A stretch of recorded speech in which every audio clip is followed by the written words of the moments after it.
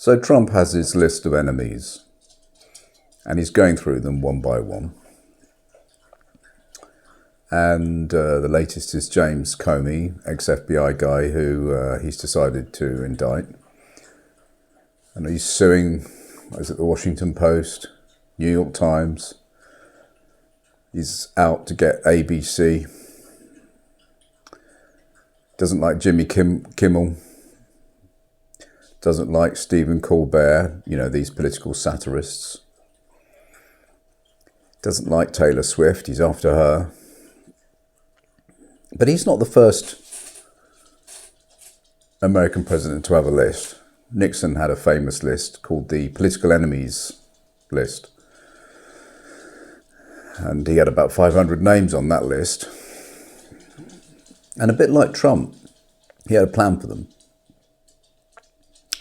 And the plan was to basically get them, but to use state apparatus to get them, the judicial system mainly, and the tax authorities. So they prepared a plan where they would take all their opponents and they would over-audit them, which means go through their financial affairs to see if they can find any small aberration. And then they'd get them, they'd throw them in jail. So there's all these sort of weird lists knocking about. Bush Jr. had a list, didn't he? He had the axis of evil. The axis of evil. Now, who was on that list? It was North Korea, Iran, Russia? Not sure. Anyway, he had a list. Now, he'd upped it from enemy to evil. So I thought I'd do my own list. I don't know what to call it, really. I mean, you could call it... I haven't got any personal enemies as such. And then the question is, can you actually... Who am I to call somebody evil? Maybe that's just part of human nature. It's a strange moral question, the notion of evil. We don't want to get into that. I don't want to anyway. Oh, I thought about an access of idiots. Idiots is a kind of fairly derogatory term, and I was thinking, well, actually, I don't know whether these people are idiots. I mean, are they literally idiots? The sort of people who are going to appear on my list. This is this week's list, by the way. This is my top 5 this week. Maybe I'll make this into a regular thing. So I thought, well, maybe they're a combination of evil and they're idiots. So, evidiots.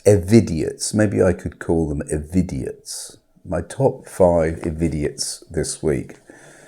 But then, that's really, in a way, that's 2 contentious terms. Are these people actually idiots? And are they actually evil? Now, I'm never going to get to the bottom of this. And I've got to have some kind of word to use. I may have to just take a gamble, I thought, and just call them evil idiots. But then I had a change of mind, and I thought, well, I think these are people who are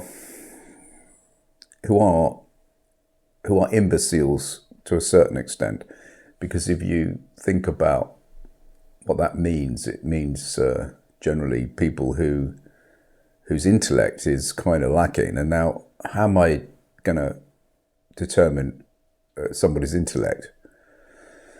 It's not to do with their opinions, but it is to do with truth, objective reality, evidence, and empirical notions about right and wrong, as well as you can ever do that kind of thing.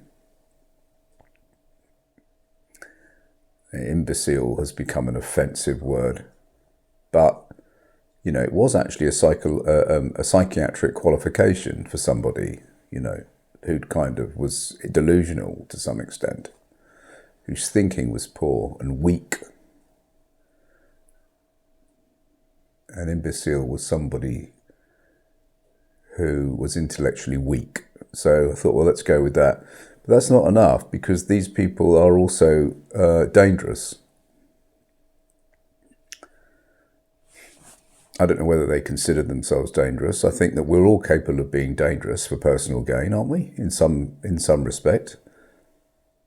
Because even the process of manipulating somebody can cause somebody, which, you know, the whole capitalist world is based on some form of manipulation. Manipulating somebody to do something which brings you a personal benefit. And the problem with manipulation is that, you know, it can cause harm, psychological harm. It can be actually quite devastating. But it's become normal. It's just normal. You know. So I came up with this word, a menacile. A menacile is somebody who is a kind of menacing imbecile. So my top 5. So number 1 is Peter Hitchens. Peter Hitchens is an old guy.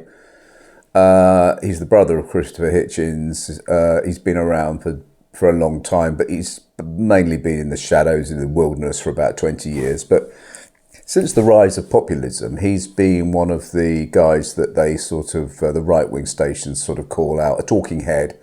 And they fill the screen for 10 minutes while he pontificates about some subject, obviously coming from the traditional Christian right, but he's becoming nuttier and nuttier as the years go by. And he also writes a column for the Daily Mail. He does write books occasionally, or has done. You know, I think he wrote a book called The End of England or something, and he's one of these kind of dooms. He's a prophet of doom. Basically, since we stopped, he's got this mythical idea of Britain being a kind of puritanical Christian country, and he has kind of false memories of a Britain, you know, where, you know, people played cricket and there was a bobby on the beat and there was no crime, and, you know, if somebody committed a crime, the local bobby would give that guy a clip round the ear, and normal service would be resumed. He kind of thinks that the world went mad after Dixon of Dock Green finished. Dixon of Dock Green was a famous police programme where, you know, it featured a constable who would go out on the streets and kind of make the world right again. It was I think it was in black and white, made in the 50s and early 60s. And he's kind of living in complete cloud cuckoo land. But he's so puffed up with moral outrage about, well, I was going to say about everything, but actually he's only really got 3 key subjects that he's obsessed with, 3 or 4.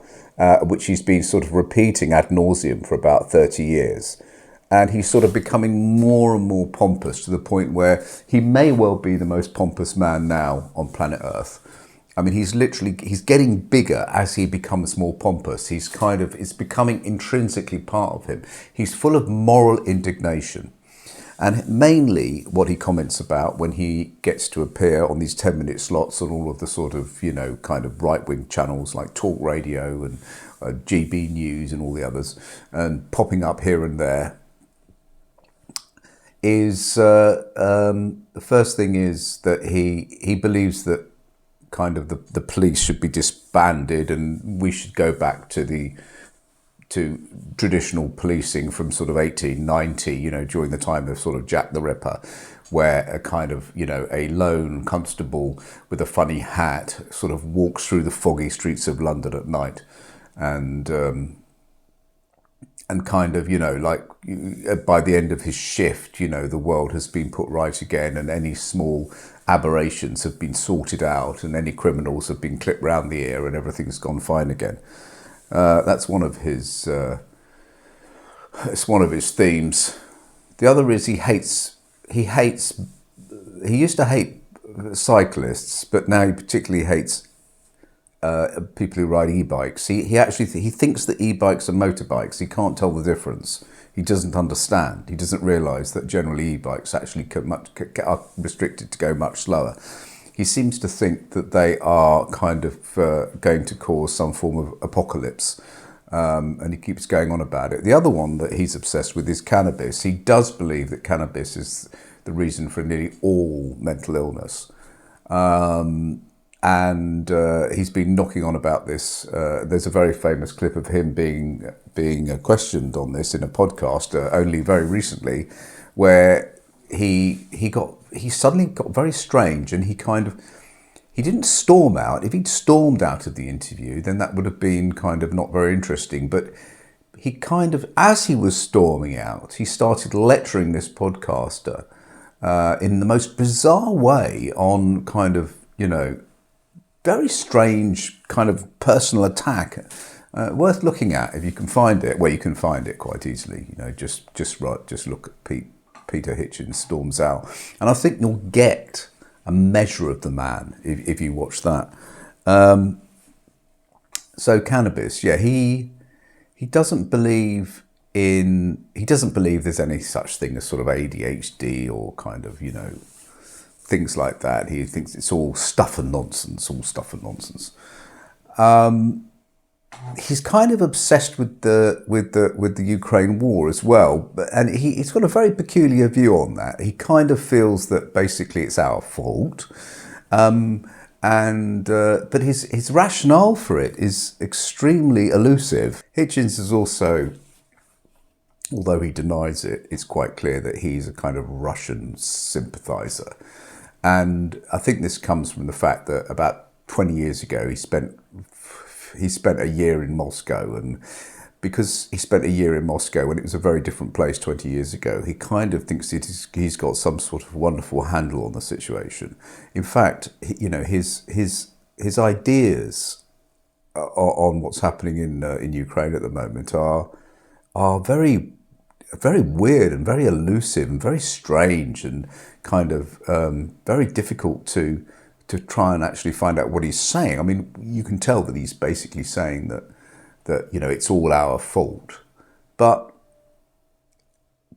then in order to try and sort of make sure that we don't get the idea that he's an apologist, a Russian apologist, he kind of says that he thinks it's terrible what happened, but that, it's up to us to find the solutions, kind of thing. It's all very strange and vague, but yeah, he can't let that go. He is very much a contrarian when it comes to people supporting Ukraine. One of these yes but type guys. Anyway, I met him actually once in Kensington Gardens. This would have been about 25 years ago, and this was right at the beginning of the internet, really. So he was kind of, things were a little bit less contentious back then. I mean, he was still the same old kind of Christian buffoon that he is now, but perhaps less so. And his brother was alive. But I remember meeting him, and I had a coffee with him in Kensington Gardens, and he was sitting on his own. He was reading a newspaper. I can't remember which newspaper he was reading. I guess it was the Daily Telegraph. And he was well known then for sort of moaning about modern Britain. And I said to him, I think I asked him for an opinion or something. I can't remember. And I remember distinctly what he said to me. And it was all about religion. He said, the problem is that we're no longer a Christian country, and that, it was all that kind of thing. And so I think he's just extended that to now, and he's becoming, I don't know, he seems to be a very confused man, a man who's out of time. But he does get a lot of press, and he annoys me. That's why he's number one on the list. Number two on the list, Jordan Peterson. Jordan Peterson, the only man who literally will break down in tears in almost every interview at his own so-called genius. He cries at his own genius. Never before. Has this ever happened in the history of the world before? I don't think so. A man who who really does know almost absolutely nothing about the world, and yet seems to have made a very good living by being a kind of, guy who can use words almost like a sorcerer to try and confuse and dazzle people. It's a very strange phenomena, the phenomena of Jordan Peterson. But yeah, there you go. I'm putting him at number 2, and number 3. Number 3 this week has got to be the Duchess of York, Fergie.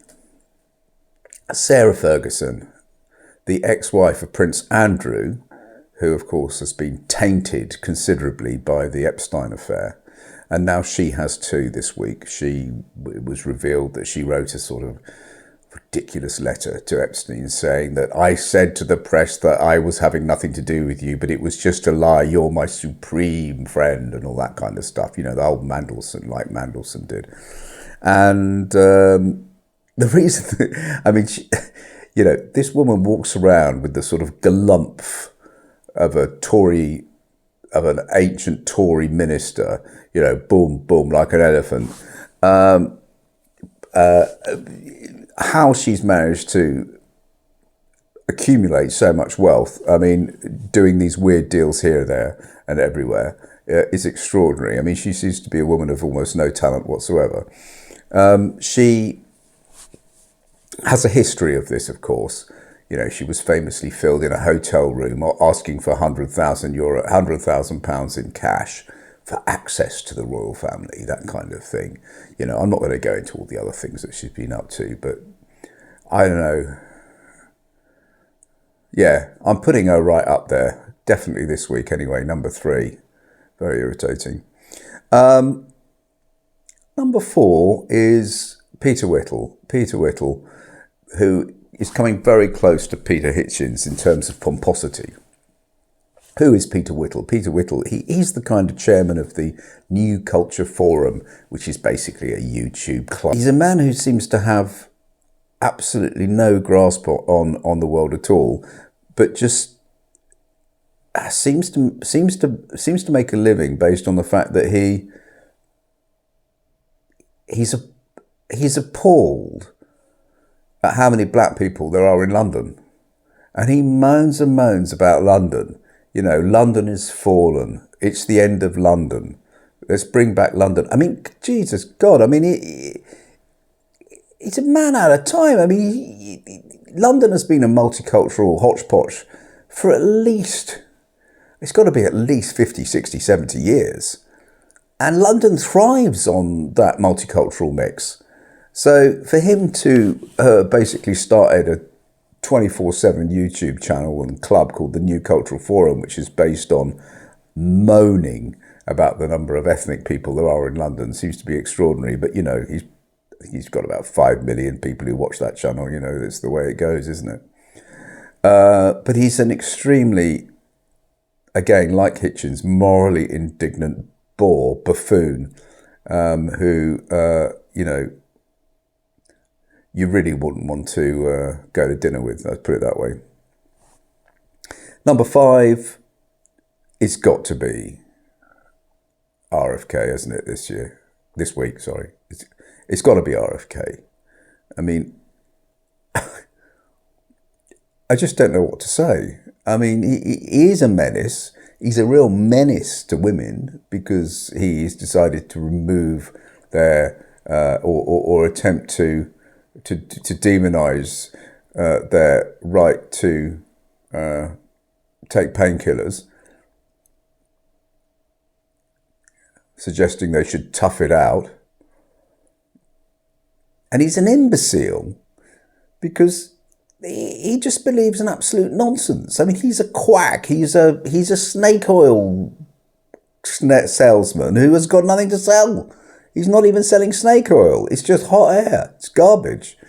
He's got to be in the top 5, hasn't he? Surely. There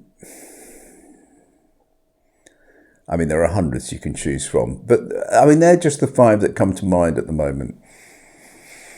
And all of these people, they're very, very popular. They get a lot of airtime. I don't know why. They have millions of followers on social media.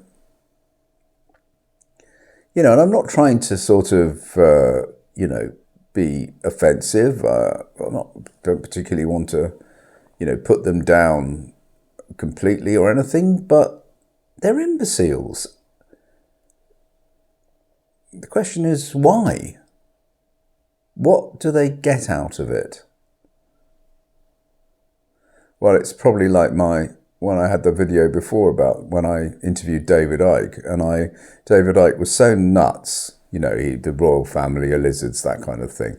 I thought, and you know, he previous to that, he seemed to be a normal guy. I mean, you know, he wrote books, he can put a sentence together. He didn't seem to be clinically mad or didn't have learning disabilities or anything. And so when I interviewed him, I thought he's got to be making this up for some reason. You know, he's got to be making this up. And then, you know, after I spoke to him, I realised, no, he's not making it up. He really believes it. You know, just like Fergie believes that she's being kind of skirting, he's playing with morality and kind of on the right side when she gets up to all these shenanigans. Just like, you know, Peter Hitchens does really believe that, you know, cannabis is at the root of mental illness, and, you know, and that just like, you know, Peter Whittle believes that London would be better if we get rid of the ethnic minorities. They really do believe it. And I remember when I was talking to David Icke, I remember thinking, because at this stage, actually, I think he'd written about 5 or 6 books, and they were about sort of power structures and, you know, the Bilderberg group and the royal family and the elite and the aristocracies and how they ruled the world. But of course, he'd mixed this up with all kind of absolute, complete nuttiness. You know, the whole lizard thing is just one area, or the fact that, you know, there were people living inside the moon. The moon was a hollowed out spaceship, you know, and there was a load of absolute kind of really weird stuff going on, which was complete nonsense, obviously. But I remember thinking at the time, my God, if David Icke actually, if he was writing these books and that actually he revealed at the end it was some grand metaphor, you know, that this was a kind of fantastic, almost sci-fi satire on power structures. He'd be one of the sort of glory. He'd be like he'd be George Orwell. He'd be, you know, he'd be rated highly as a literary figure. Sadly, he really did believe in all that stuff.